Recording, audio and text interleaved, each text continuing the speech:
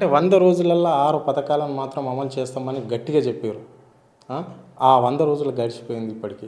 ఆయన 6 పథకాలు అమల్లోకి వచ్చేసినాయా? వాళ్ళు ఇచ్చిన వాగ్దానాలన్నీ నెరవేరినట్లన్నా రాష్ట్రంలో? అంటే ఎన్నికల కోసం ఏ పార్టీ అయినా, ఈ పార్టీ ఆ పార్టీ అనేది కాదు, ప్రతిపక్షంలో ఉన్నటువంటి పార్టీలు, అదేవిధంగా అధికారంలో ఉన్నటువంటి పార్టీలు తాము అధికారంలో రావడానికి రకరకాల ప్రజలకు తాయిలాలు, అనేకంగా ప్రలోభాలు పెట్టడానికి మేనిఫెస్టోలో అనేక రకమైనటువంటి వాళ్ళ యొక్క డిమాండ్లు కానీ, వాళ్ళ యొక్క పరిష్కారాలు కానీ చెప్తుంటారు.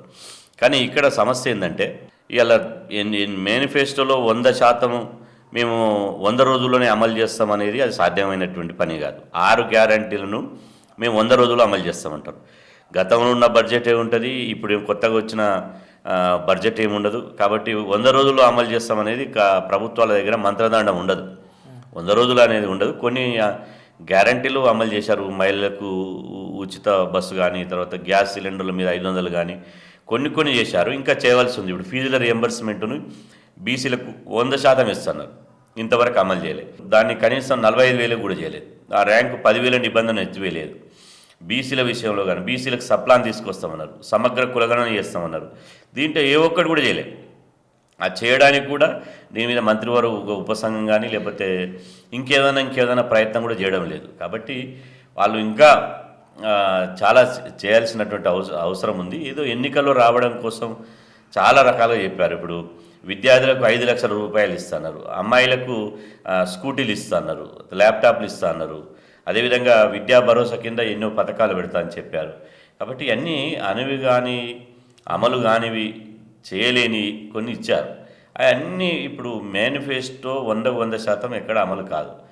కానీ ఏదైతే ప్రజలకు వాగ్దానం చేశారో, ఏదైతే ప్రజలకు మరీ మీ వాగ్దానాలు చూసి ఓటేశారో, ప్రజల యొక్క ఆకాంక్షలను, ప్రజల యొక్క అవసరాలను వమ్ము చేయకుండా, ప్రజల యొక్క ఆశలను నీరు గార్చకుండా, ప్రజల యొక్క డిమాండ్లను ఇలా నెరవేర్చాల్సినటువంటి బాధ్యత ప్రభుత్వంలో అధికారంలోకి వచ్చినటువంటి కాంగ్రెస్ పార్టీ మీద ఉంది. తెలంగాణ సమాజం చాలా తెలివైనటువంటి సమాజం.